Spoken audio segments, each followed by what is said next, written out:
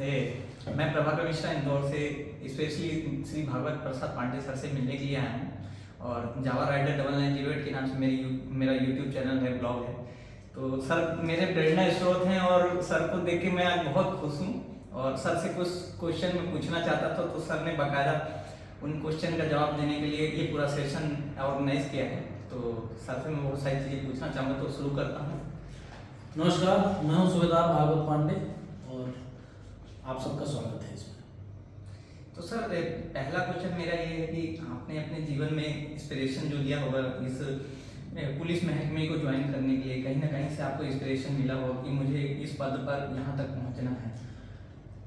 देखिए, पहले तो मैं ये कहना चाहूँगा कि जो गांव में लोग रहते हैं, ठीक है, जो गांव से उठता है व्यक्ति, जहाँ तक मैं सोच पाता हूँ वहाँ तक आपको बता रहा हूँ कि जो गांव से उठता है तो वो सपने बड़े देख करके नहीं उठता है। उसका प्राथमिक सपना यही होता है कि हमारा गांव है, ये चाचा ये कर रहे हैं, वो चाचा वो कर रहा है, ये अलग व्यक्ति ये कर रहा है, हमको भी ये करना है, वो करना है, पान की दुकान खोलेंगे, इतना आएगा, चाचा फलाना चाचा का इस चीज़ का बिजनेस है, वो आएगा, वो चाचा ये कर रहे हैं, वो चाचा वो कर रहे हैं। यही सब गाँव में होता है।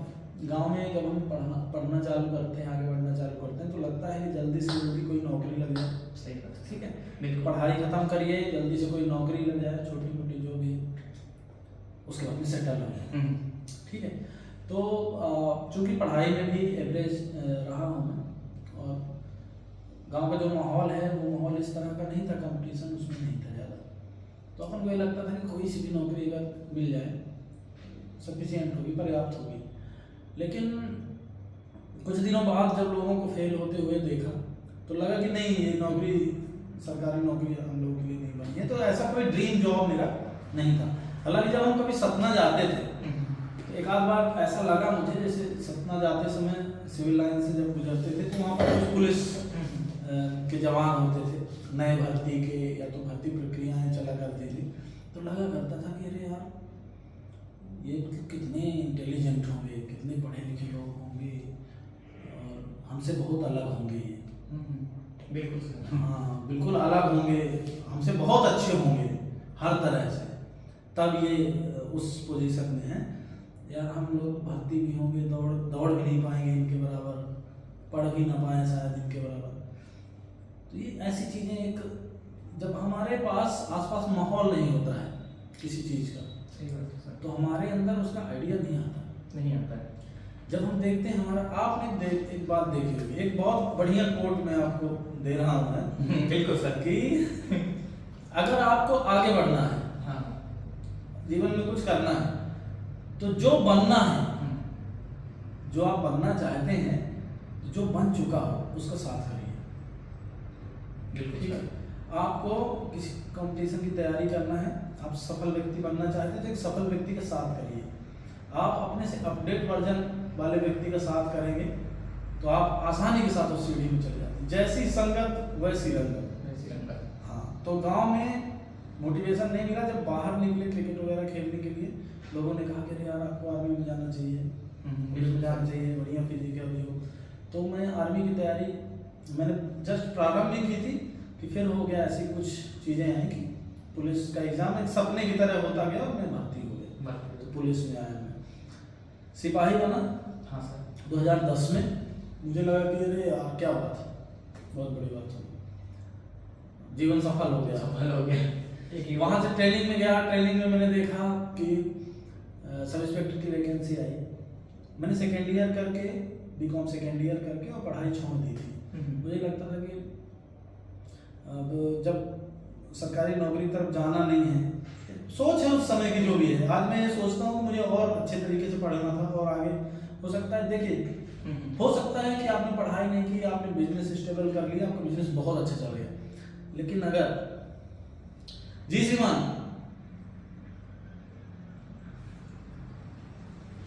जी सर, हाँ काट दिया, मैं चालू करने कोई दिक्कत नहीं, याद रहता है जी। युवा का सपना रहता है कि ज्वाइन के लिए और पढ़ना। हाँ, तो वहाँ पर अगर आपने पढ़ाई नहीं की, ठीक है, पढ़ाई नहीं की, बिजनेस कर लिया, बहुत सारे लोग खुश जा रहे हैं, मैं अगर पढ़ाई करता तो पढ़ता रह जाता, मैंने बिजनेस कर लिया। आपका दिमाग अच्छा था, आपका जो बिजनेस माइंड था, जिस हिसाब का जिसका दिमाग होता है वो चीज़ वो प्राप्त कर लेता है, मैं ये बता दूँ आपको, ठीक है। ठीक है सर। लेकिन अगर उसमें पढ़ाई ऐड हो जाए, अभी अडानी जी का एक इंटरव्यू मैंने देखा, आपने देखा हो न देखा हो, जब भी किसी का इंटरव्यू देखिए, इंटरव्यू जरूर देखिए, हमको लोगों का, सफल लोगों का इंटरव्यू जरूर देखना चाहिए, क्योंकि उससे हमको वो हिडन चीजें मिलती हैं, पावर बूस्टर्स मिलते हैं इंटरव्यू से, ठीक है। तो अडानी जी का एक इंटरव्यू आया जिसमें रजत शर्मा जी प्रश्न करते हैं उनसे, कहते हैं कि आपने पढ़ाई नहीं की ज़्यादा, ठीक है, आपने ज़्यादा पढ़ाई नहीं की, हालांकि कॉलेज तक गए हैं वो, तो जब कोई ज़्यादा सफल हो जाता तो लगता है और ज़्यादा पढ़ लेता वो, और ठीक है।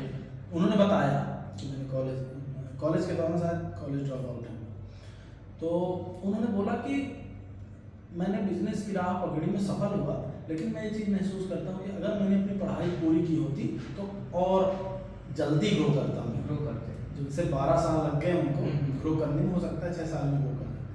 तो पढ़ाई के महत्व को नकारा नहीं जा सकता। जब मैं ट्रेनिंग के दौरान मैंने देखा कि बहुत सारे लोग जो हैं क्या कर रहे हैं, वो आगे बढ़ रहे हैं सेल्फ इंस्पेक्टर की एग्जाम निकाल करके, और हमारे बीच के ही लोग जिनके साथ हम सुबह शाम उठते बैठते हैं, तब मुझे लगा कि नहीं यार मैं भी कर सकता हूँ। उसके बाद मैंने प्रयास किया और आज मैं आपके साथ। हाँ, काफ़ी देर सर इस कुर्सी पर रहा, और मैं चाहूँगा कि आप SP DSP तक जाए और ऐसी फैन फॉलोइंग सब बनी रहे। तो मेरा तो सपना है कि सर और ज़्यादा बड़े पद पर जाएँ।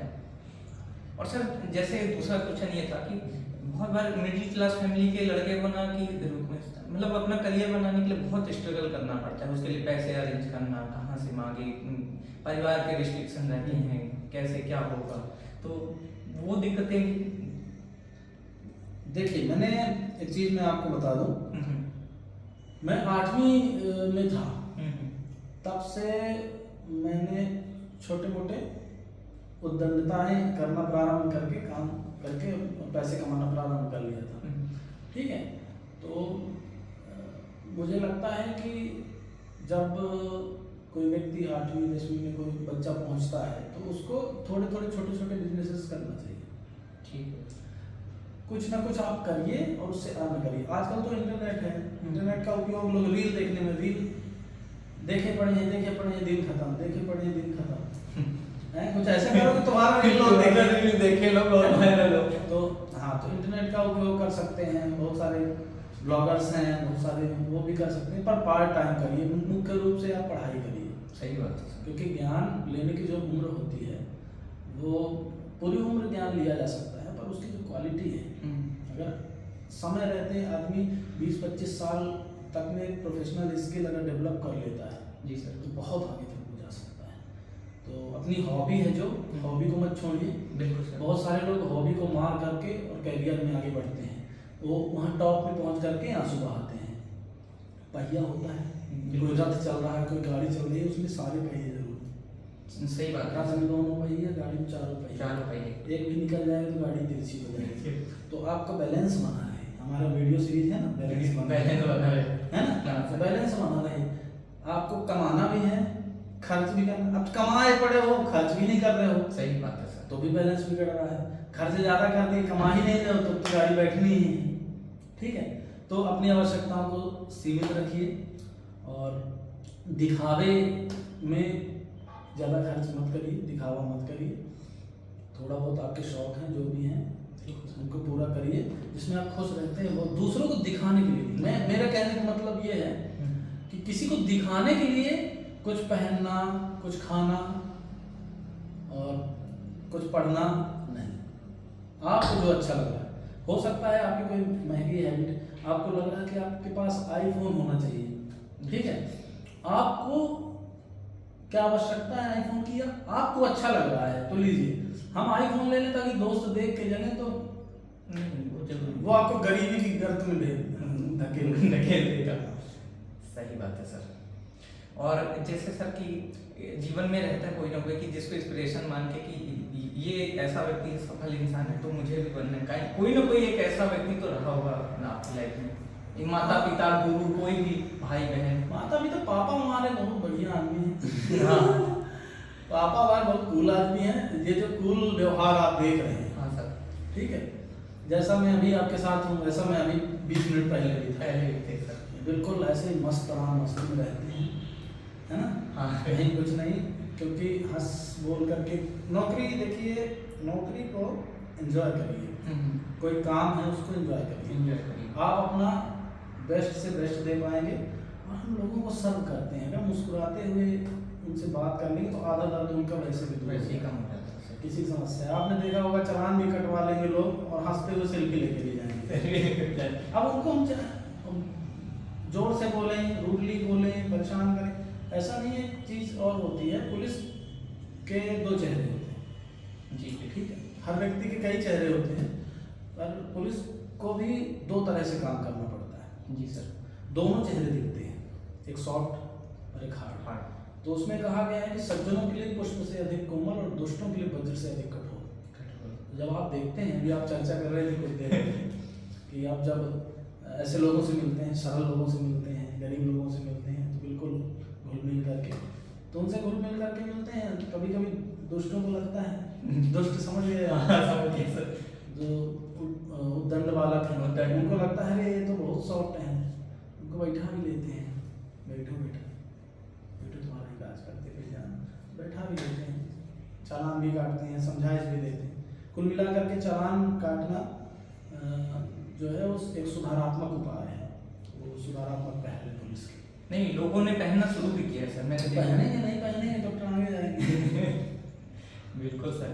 और सर गाने के भी आप बहुत बड़े शौकीन हैं, मतलब गाना बहुत अच्छा गाते हैं, मैंने देखा है।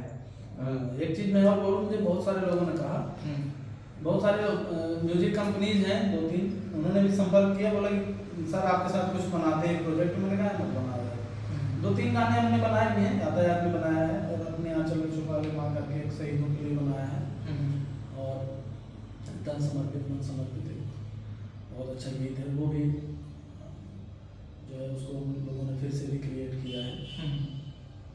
तो मेरा कहना ये है कि, मेरा मानना ये है कि प्रत्येक व्यक्ति को अपने अंदर, अगर उसको कुछ आ रहा है, डांस आ रहा है नाच लो, गाना आ रहा है गा लो, भाषण देना आ रहा है भाषण दे दो, ज्ञान देना आ रहा है ज्ञान दे दो, कोई ले ना ले उससे मतलब तुम्हारे अंदर से निकल जाना चाहिए। खुश रहो, खुश रहो, प्रतिभा दबाना नहीं है, कोई भावना है।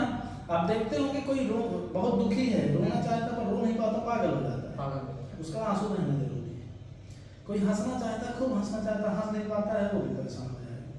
तो हंसिए, गाइए, नाचिए, रोइए, जो भावना है आपके शरीर की व्यक्त कर दीजिए, हल्का रहेगा शरीर।